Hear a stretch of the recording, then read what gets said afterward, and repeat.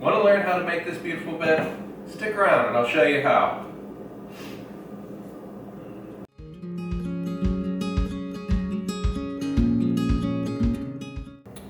Okay, so we've got our boards cut to about a ½ inch of their final length. That makes them easier to handle when we send them through the joiner and the planer. After that, we'll send them through the table saw and get them cut through their final width before we go ahead and cut them to their exact length.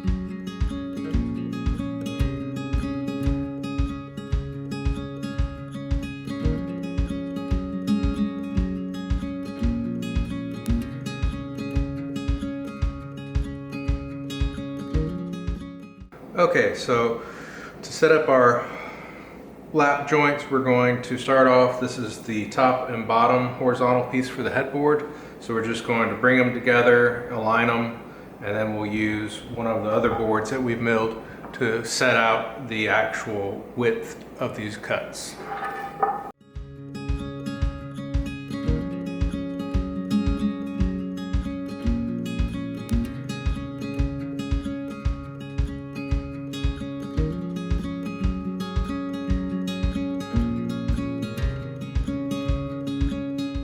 Since we've got these marks laid out, these correspond with a lot of the other marks we need. So this is the two shortest boards. This is the shortest board here. So one end is going to have a mark here, and the other end will have this mark transferred over.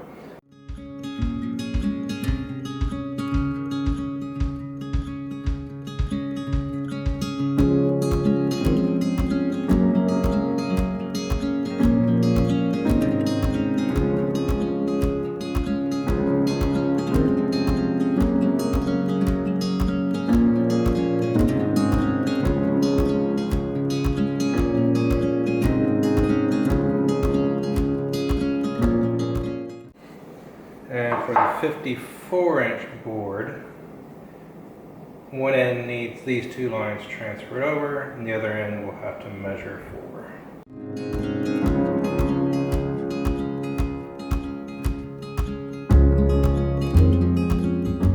This one's 7 1/4.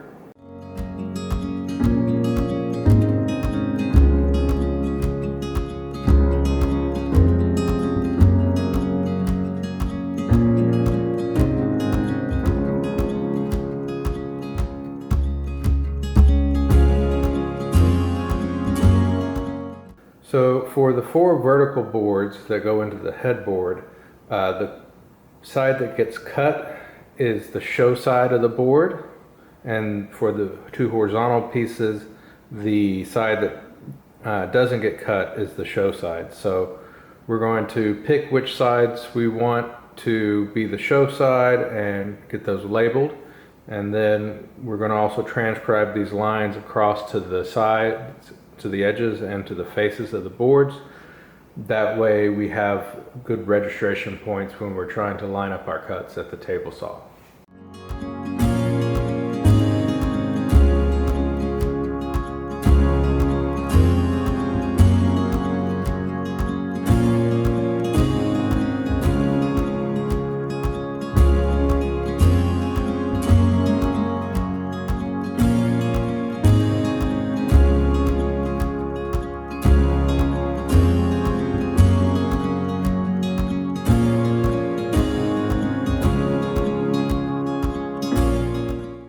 Okay, so we've got all the lap joints cut, and I was testing them as I went along, so they should all be good, but we'll go ahead and we'll do a dry fit up just to see if any of them need any kind of tweaking.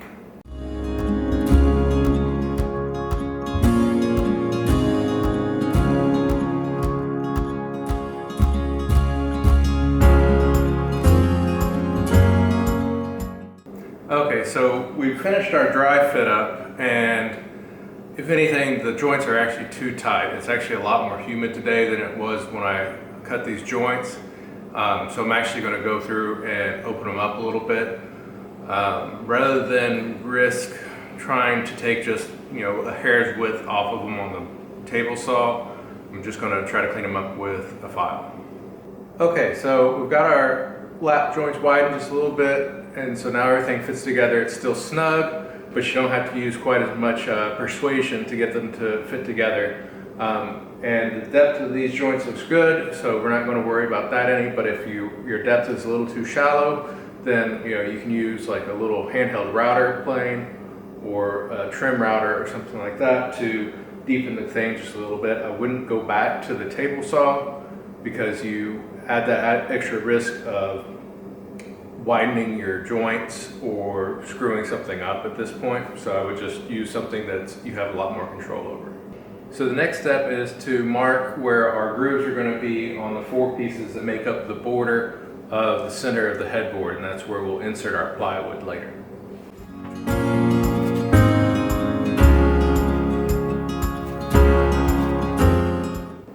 And another thing I recommend you do is go ahead, if you haven't already, and label the joints, just so that when you pull this apart and put it back together, you're putting everything back in the same place. Okay, so we brought one of our pieces over to the workbench and clamped it down. These pieces are just too long to safely cut the rabbets at the router table, so we're going to just use a handheld router. I've got a 3/4 inch bit in it, and I've got the fence set up so that it'll cut the rabbet 1/2 inch wide, and I've got the depth stop set at 1 inch, and I'll probably do this in about 3 passes to get a nice even cut.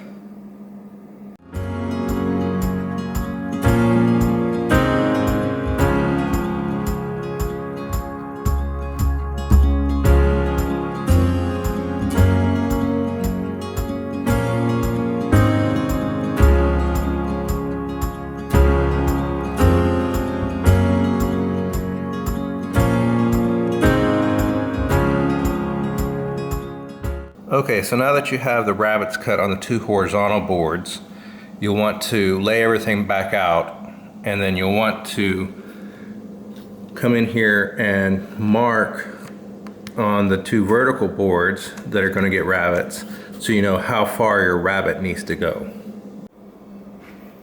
Okay, with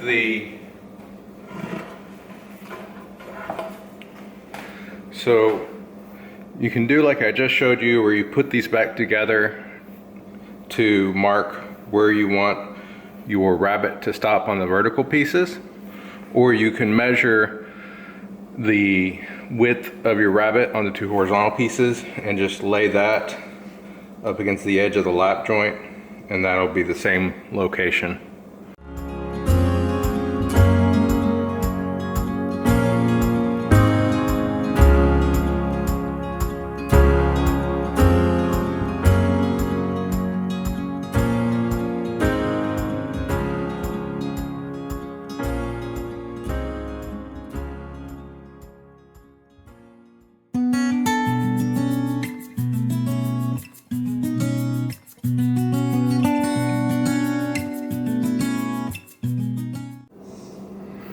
Okay, so our headboard is glued up, and I've gone ahead and I've filled in some of these cracks that were natural in the wood with some black Starbond CA glue.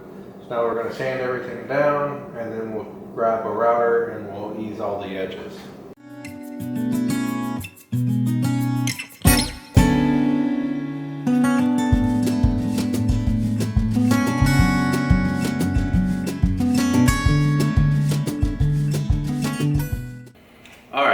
So we just about have the headboard wrapped up. It still needs its top rail and the centerpiece, but I don't have the 4/4 material milled up yet, so we can't put the top rail on.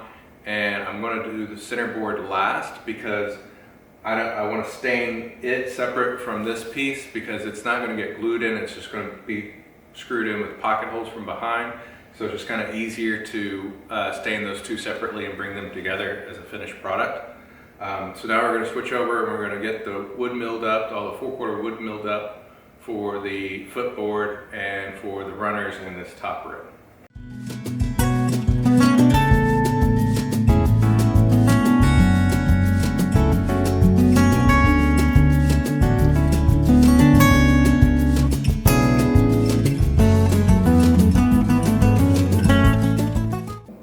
Okay, so with all the 4/4 material milled down to its final thickness, it's time to now cut everything to the correct width.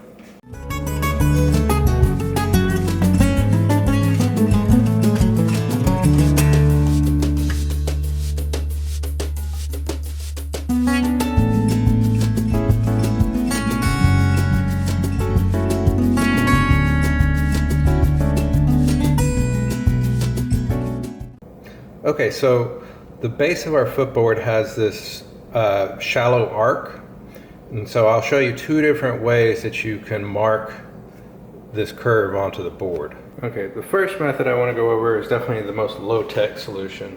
I've just got my board clamped down, and I've got some scrap pieces of plywood clamped down to either end of my workbench, and then I ran a screw in one end, right at and both of these screws are right level with the end of the board.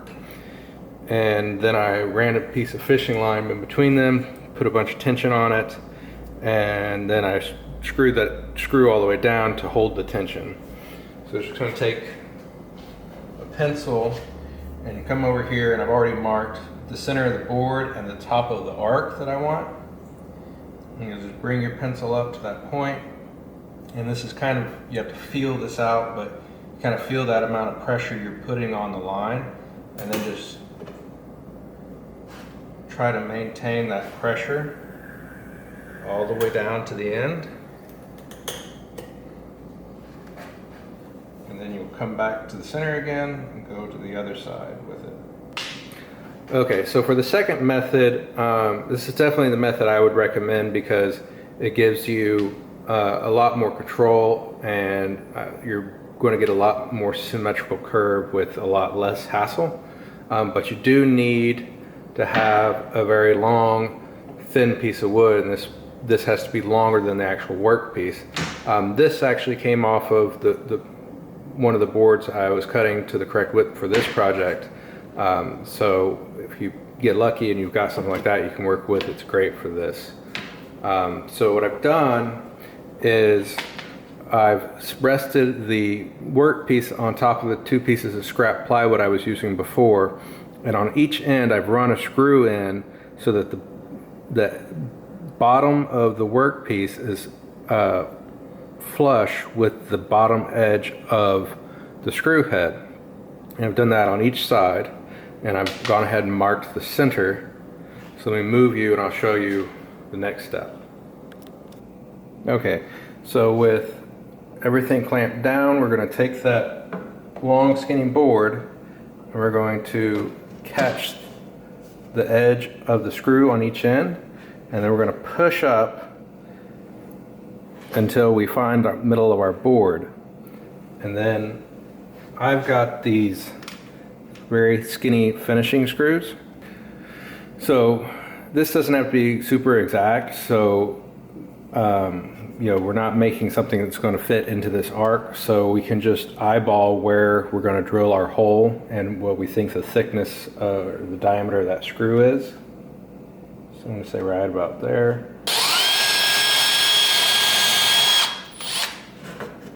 And it's important that we do this on the scrap side. So we're going to keep the top of this board and the bottom half is going to be scrap. Okay, set that out of the way. We're going to run this screw in now.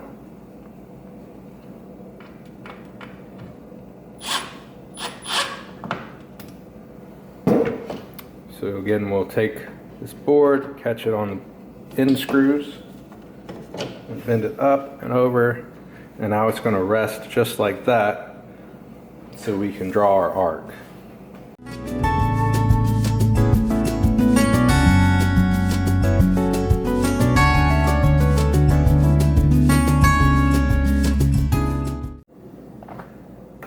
And if we pull it off, got a nice gentle curve all the way across. It's symmetrical.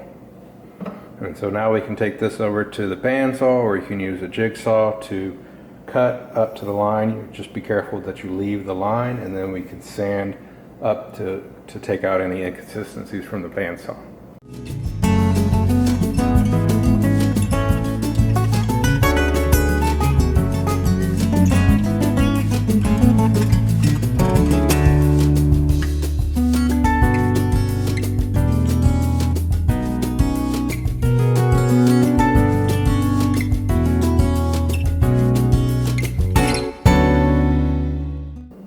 Okay, so with the arc cut and cleaned up, we're going to go ahead and we're going to just bevel the edges of the bottom.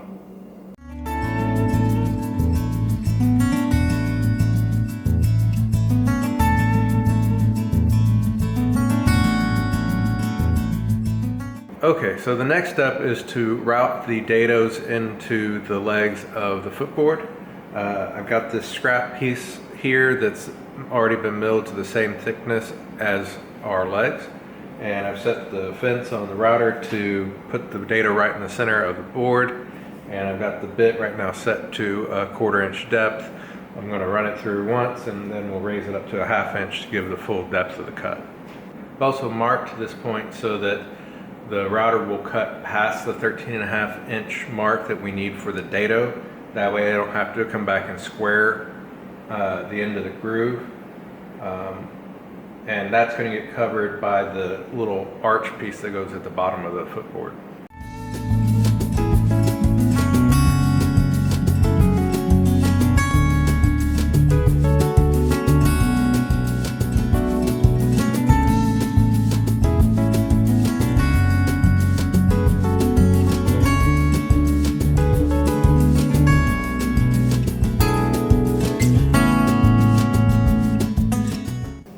So the last thing we have to cut is the center panels for the headboard and footboard. So I'm going to cut those rough with a track saw, and then we'll take them over to the table saw to take them down to their final dimensions.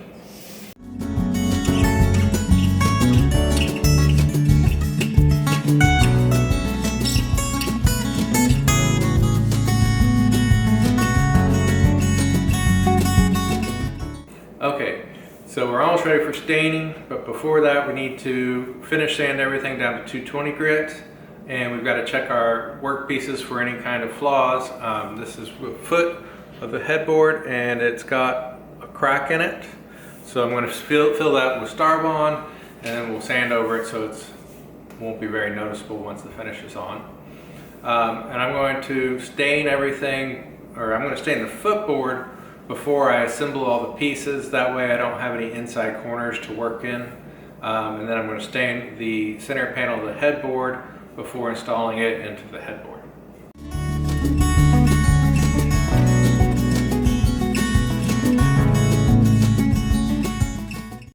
Okay, we've sanded all our pieces down to 220 grit. And I've gone through and I've water popped the grain on this and then sanded that back down with 220 just real lightly to knock down all the nibs.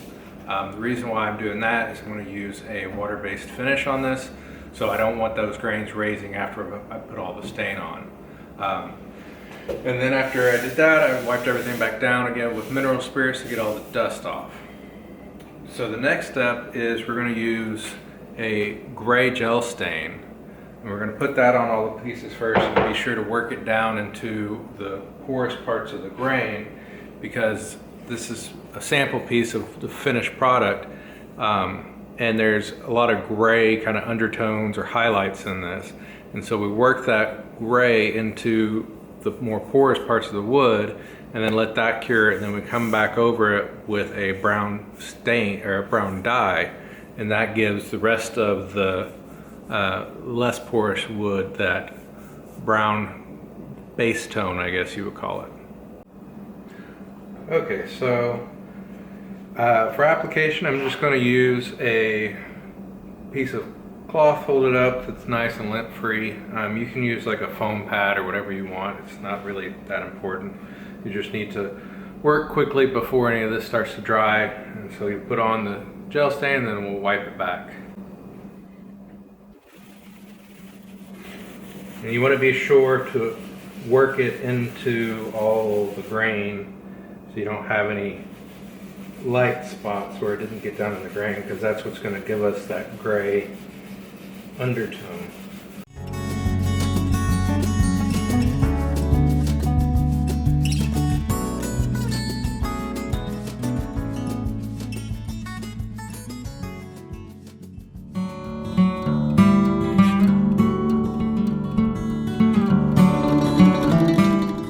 So when doing a big piece like this, you want to make sure that if you have a finish side and a show side and a non-show side, that you do the non-show side first, which is what we've done here. So now we're going to flip it over and we'll do the show side so that our non-show side is what's sitting on our supports.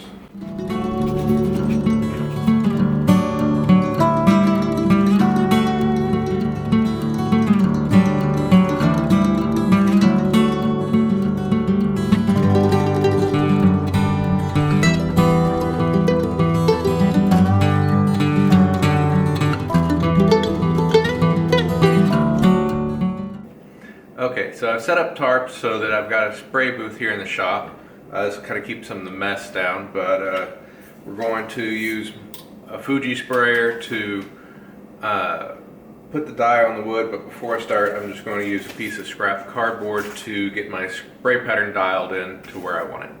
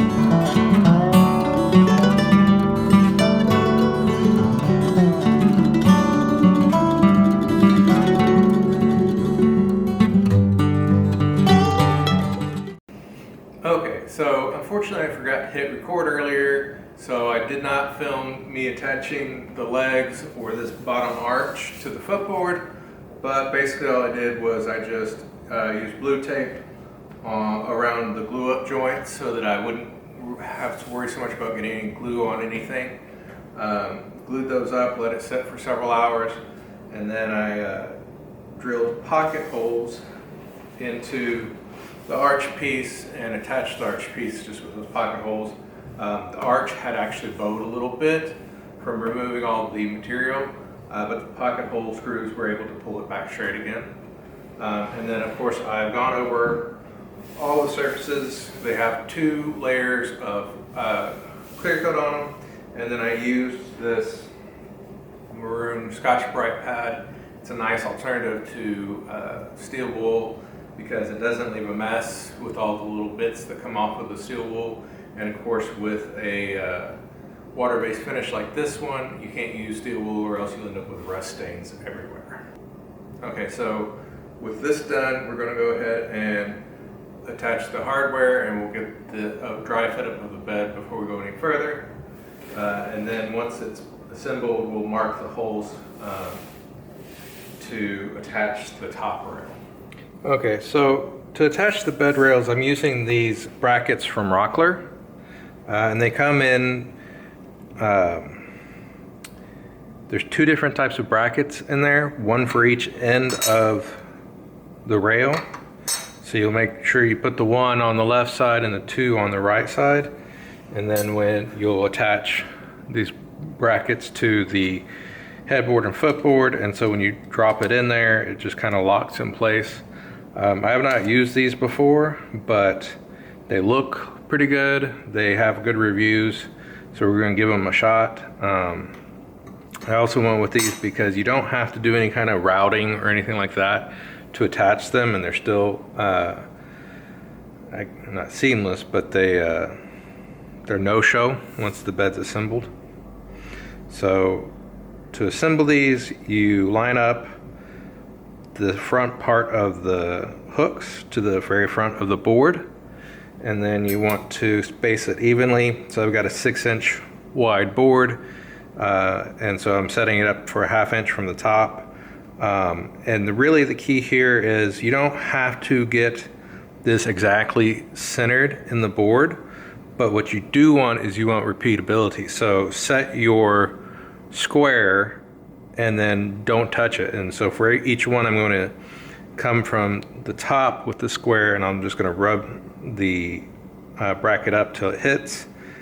And then these have little teeth on the back side. So once you get it where you want it, which I just moved it,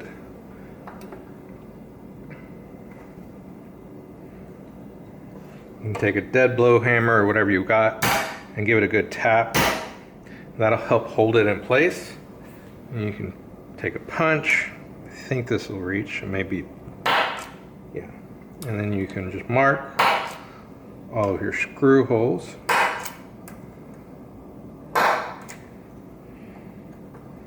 You can remove your plate. And it's kind of hard to see, but I've got all those in there. And then we can drill those out, being careful not to go all the way through.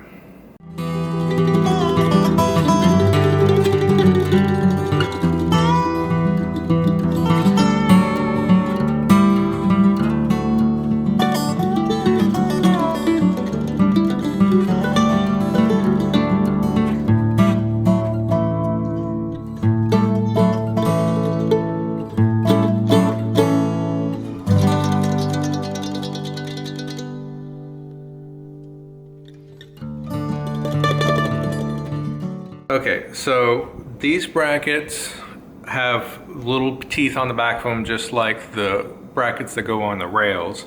And the top of them will be flush with the top of the brackets on the rails when they're assembled. So for this design, I want the top of my rails to be 12 inches from the bottom.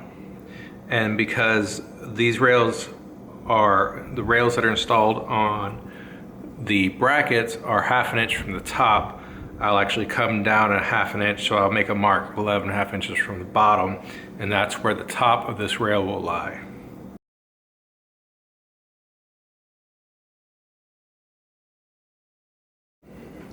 Now for that horizontal placement of the brackets, I want my rails to be inset 1.5 inches from the outside of the footboard and headboard.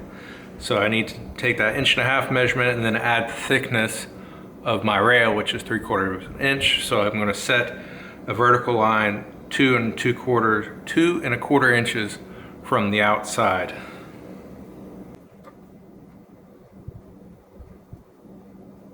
And now that I've got this set in my square, I'm not going to change this again, so I can use it on all the other posts. Okay, so I'm going to set my rail on here, and I'm going to set the slotted side has to be to the outside of the footboard or headboard.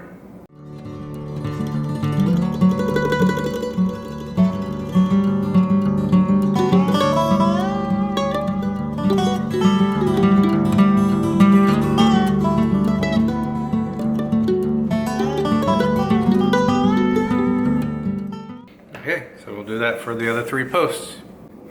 So to attach the top rail to the headboard and the footboard, I'm going to just use dowels. So I'm going to drill a 3/16 inch hole into the top of each leg, and I've got a drill bit with a collar on it, so I drill just as far down as I want, so that I still have about 3/8 of an inch that'll stick into the top rail.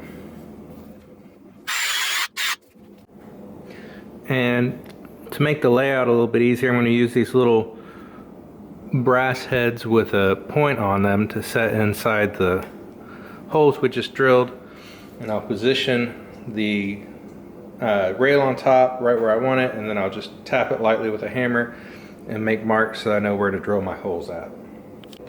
Okay, so I taped the ends of these, the amount I want them to hang over. So I just need to align this edge with the outside edge of the footboard and get it positioned with the amount of overhang I want, which I want basically flush with the inside of the footboard, and then I'll just tap it down to leave those marks.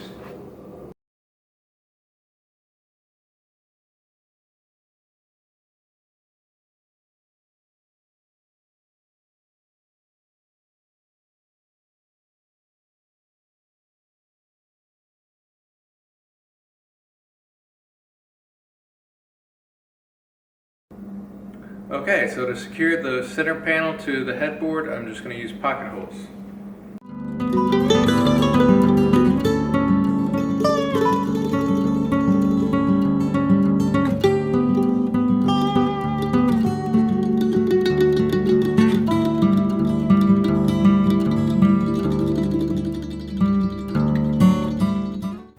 Okay, so we got the bed assembled, and our next step is to glue the top rails in place.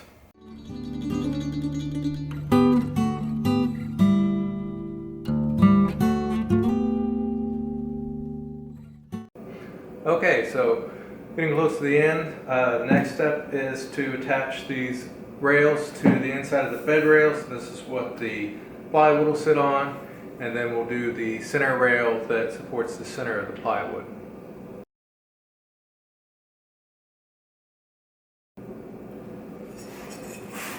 I'm going to position the top of this an inch below the top of the bed rail so that the top of the bottom of the mattress will pretty much be flush with the top of this rail.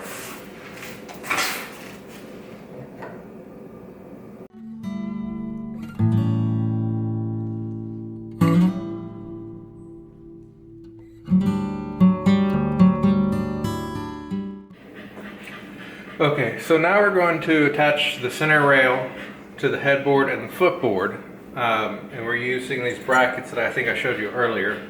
And so the placement of this bracket is dependent on the height that you've set, of course, the rails that will support the plywood that supports the mattress, but also on the thickness of the center board that you're going to use. So for this build, I need to measure down about 7/16 from the top of here, and I've already marked, it's hard to see, but I actually marked center line on this. Just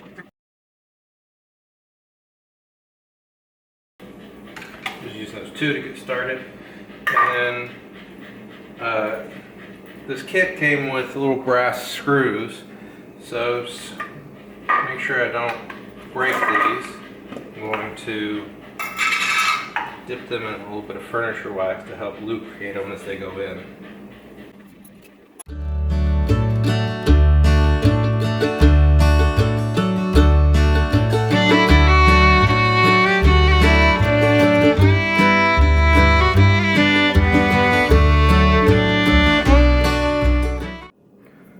Okay, so the center brackets are installed, and then the actual parts that will attach to the rail are set in place. So we're just going to set this rail on top and just make sure it looks good.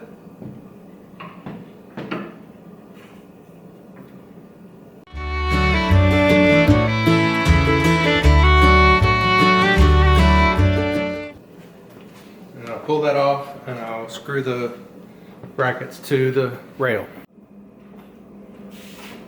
Okay, so the last step is to cut the two pieces of plywood that'll make up the base that the mattress rests on. So this isn't really necessary, but I'm going to use a roundover bit to ease all the edges. That way, when this bed's being assembled, there's less likely of a sharp edge or something like that, either taking some of the finish off or someone catching a splinter in their hand.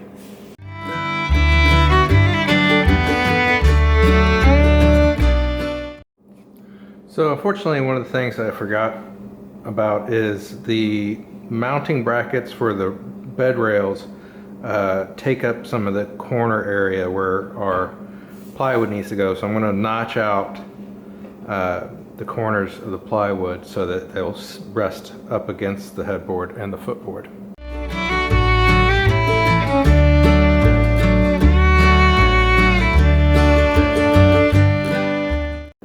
Alright, that's all I got for today. If you like this bed, I'll put a link to free plans in the description. And thanks for watching, and please like and subscribe. Alright, so just a couple takeaways from this build, things I learned or things I like or don't like. I really like the rail brackets. They were easy to install, they feel secure, and the bed is rigid. So, you know, definitely would use those again. The brackets for the center rail, they work good, they feel secure, but they take a little extra time to do the measurements to make sure they're the same, that your center rail is going to be the same height as your side rails. And then the thing that I don't like about them is they require you to put these metal brackets on each end of the center rail, and then, you know, that center rail is just barely shorter than the bed is. So you have to be very careful when you're bringing it in and setting it in place that you don't accidentally hit the headboard or the footboard and scratch your product.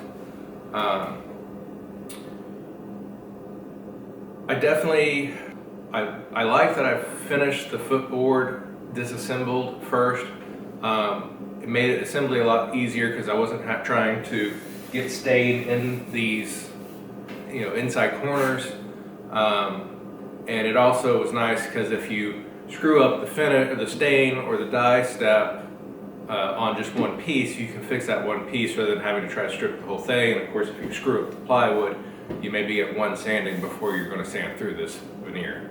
I did have some trouble with the headboard in that I built the frame of it first and then tried to stain and dye. I thought that would be fine, but with the dye, since you have to spray it on and you spray one direction to follow the rain and you want to spray the other direction, you inevitably at the cross points get too much dye on the product, and then you have, you know, uneven color.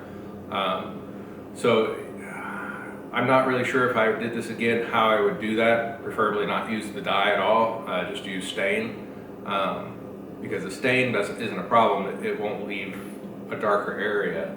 I could have tried to stain it disassembled and then assemble it, but the pieces are so big and heavy that I probably would have ended up scratching off the dye or the stain or whatever when I was trying to assemble the headboard. So I think the lesson learned is don't use spray dye if you can avoid it on something where you've got wood coming in at perpendicular angles and you're going to need to do overlapping spray.